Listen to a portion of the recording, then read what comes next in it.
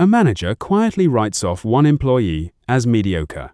No confrontation, no formal warning, just a private judgment formed somewhere in a Tuesday afternoon. 6 months later, that employee's performance has actually gotten worse. Not because they got lazier, because the manager's judgment came true and the manager had no idea they were the one who made it happen. Psychologists call this the Golem Effect, and it's the mirror image of something you've probably heard of, the Pygmalion Effect, where high expectations lift performance, where believing in someone actually helps make them better. The Golem Effect is the same mechanism running in reverse. Low expectations don't just fail to help, they actively sink performance, quietly, invisibly, without a single explicit word ever being said about it. Here's how it actually works, mechanically, step by step, because the mechanism is what makes this so dangerous. A manager who has quietly decided someone is mediocre starts behaving differently toward that person, almost always without noticing they're doing it. They give less feedback, because what's the point of coaching someone they've already decided is a lost cause? They assign smaller tasks, because handing a stretch project to someone they doubt feels like a risk not worth taking. They stop investing coaching time, because that time feels better spent on someone who seems more likely to pay it back. None of this happens as a deliberate decision. It happens as 1,000 tiny reallocations of attention, each one so small it wouldn't survive being written down as a policy, but each one real. The employee on the receiving end of this doesn't need to be told any of it directly. They sense the shift almost immediately, through channels far more subtle than words, which meetings they get invited to, whether their manager makes eye contact when handing out the interesting assignment, how quickly feedback comes back on their work, and how detailed it is when it does. Humans are extraordinarily good at reading this kind of signal, probably because reading social standing accurately used to matter for survival, and that old wiring hasn't gone anywhere just because we now do it over Slack messages and calendar invites instead of around a fire. Once the employee senses the shift, motivation drops. That part is almost automatic. It's hard to stay fully invested in proving yourself to someone who's already stopped watching closely enough to notice if you did. And once motivation drops, effort follows it down. Not dramatically, not through some sudden collapse, but through a slow drift, showing up a few minutes later, taking a little less initiative on the ambiguous parts of a task, letting the polish slip on work that used to get an extra pass before it went out the door. And then performance follows effort down the same slope, which is where the loop closes completely. The manager looks at the resulting work, sees it's a little weaker than it used to be, and feels quietly confirmed in the original judgment. See, they think, I was right about this person all along. What they don't see, and what almost nobody in this loop ever sees from the inside, is that their own withdrawal of feedback and opportunity is the thing that produced the weaker performance in the first place. The prophecy didn't predict the outcome. It manufactured it and then took credit for having called it in advance. Think of it like a thermostat that's been quietly recalibrated without anyone touching the dial on purpose. A normal feedback relationship between a manager and an employee is supposed to work like a functioning thermostat, reading the actual temperature of someone's performance and adjusting investment to match it. More coaching when it's needed, more autonomy once it's earned. The Golem Effect breaks that loop by feeding the thermostat a false reading right at the start, one early impression of mediocrity, and then every subsequent reading gets filtered through that original miscalibration. The thermostat isn't measuring the room anymore. It's measuring its own past guess, over, and reporting that guess back as if it were fresh data. This closed loop is genuinely invisible from the inside, on both ends. The manager isn't lying to themselves about being fair. They generally believe they're treating everyone reasonably, responding to real performance differences rather than creating them. And the employee usually can't articulate exactly what changed either. They just feel a kind of low-grade discouragement they can't fully explain, a sense that trying harder somehow stopped mattering as much as it used to. Researchers first documented this pattern in classrooms of all places, which is worth pausing on, because it shows how early and how ordinary this bias actually is. Teachers who were told certain students were expected to bloom academically that year started treating those students differently in small, mostly unconscious ways, and those students went on to show real gains. The mirror version showed up too. Students quietly expected to struggle got less attention, less patience, fewer chances to answer, and their performance drifted downward to match. From there, researchers found the same pattern in military units, and eventually in corporate teams, which tells you this isn't some quirk of classroom dynamics. It's a general feature of how humans manage other humans whenever an evaluation, explicit or not, gets formed early and then quietly shapes behavior afterward. One army study in particular makes the mechanism impossible to argue with. Soldiers were labeled as high potential to their instructors essentially at random, with no real information behind the label. Those soldiers actually improved. Meanwhile, other soldiers were quietly flagged to instructors as weaker performers, again essentially at random, and those soldiers performed worse over the course of training. Nothing about anyone's actual ability had changed at the moment the labels were handed out. Only the instructor's expectations had changed, and that alone was enough to bend real, measurable outcomes in both directions. If a label with zero underlying truth can move real performance that much, imagine what an informal, half-conscious judgment does when it forms slowly over months of actually watching someone work and then quietly steers the following 2 years of tasks and feedback. It's worth pausing on why a random label could possibly move real, measurable outcomes at all, since on the surface that sounds almost too strange to believe. The label itself didn't teach anyone anything. What it did was change the instructor's behavior toward the labeled person, in exactly the small ways already described. More warmth, more patience, more benefit of the doubt on an ambiguous answer, a few extra seconds of eye contact that communicated, "I expect something good from you," without a single word being spoken. Multiply a few extra seconds of patience across every single interaction over months of training, and the compounding adds up to something real. This is the same reason a first impression at a new job matters so disproportionately. It's not that the first impression is accurate. It's that the first impression quietly sets the terms for how much investment you get afterward, and investment is what actually produces the growth. Everyone later points to as proof the first impression was right all along. That compounding is also why this bias is so much more dangerous in a long-tenure job than in a short one. A 6-week contractor barely has time for a low expectation to take hold before the engagement ends.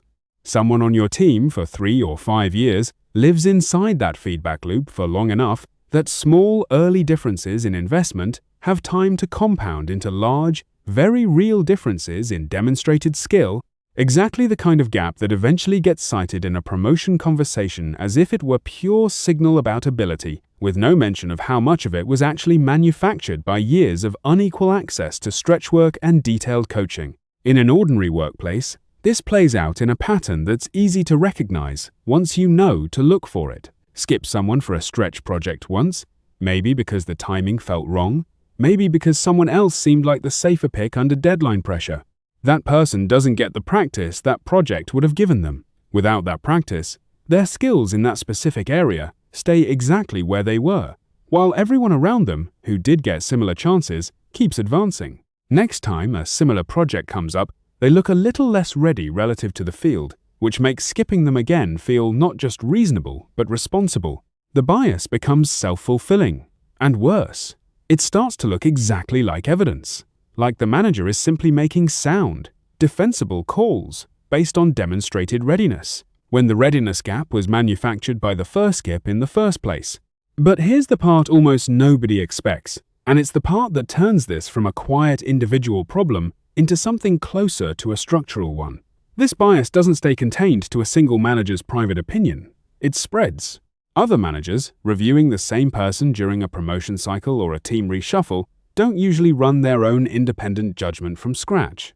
They look at the paper trail, the review scores, the project history, the visible track record, and that track record already carries the fingerprints of the first manager's low expectation baked into it. So the second manager inherits the same skewed baseline without ever forming an original opinion of their own, and treats it as objective fact because it's sitting right there in the file, documented, seemingly earned.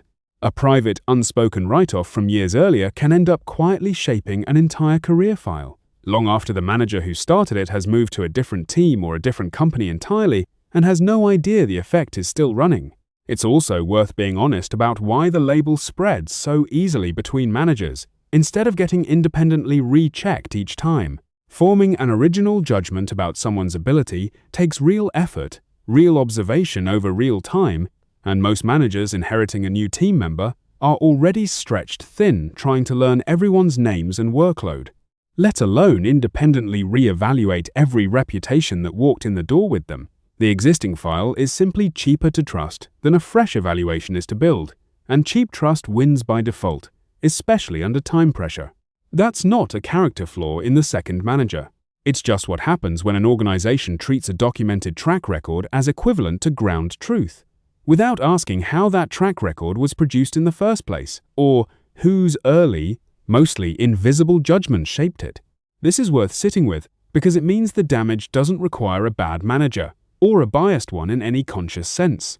It requires an ordinary, well-intentioned manager who simply forms an early impression, the way everyone forms impressions of everyone, and then never goes back to audit whether that impression is still earning its keep.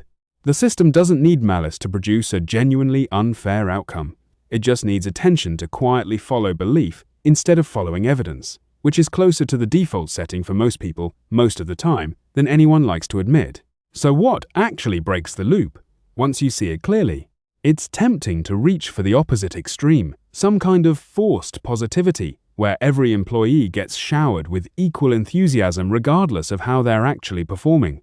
That's not the fix, and it wouldn't work anyway, because people can tell the difference between genuine investment and performative cheerleading almost as easily as they can sense being quietly written off. Blind positivity is just a different flavor of dishonesty, and it tends to erode trust just as effectively as neglect does, maybe faster, because it feels hollow the moment someone's actual output doesn't match the enthusiasm being directed at them. What actually moves the needle isn't the tone of the feedback, it's whether real opportunity is attached to it. Praise without a stretch assignment behind it doesn't rebuild the loop, because the employee can tell the difference between being told they're capable and actually being handed something that proves it. The correction has to happen at the level of access and opportunity, not just at the level of language. The real fix is much narrower and much more specific than blanket positivity. It's noticing, deliberately, and on a schedule rather than by accident, where you have quietly stopped investing in someone, not in the abstract, but concretely.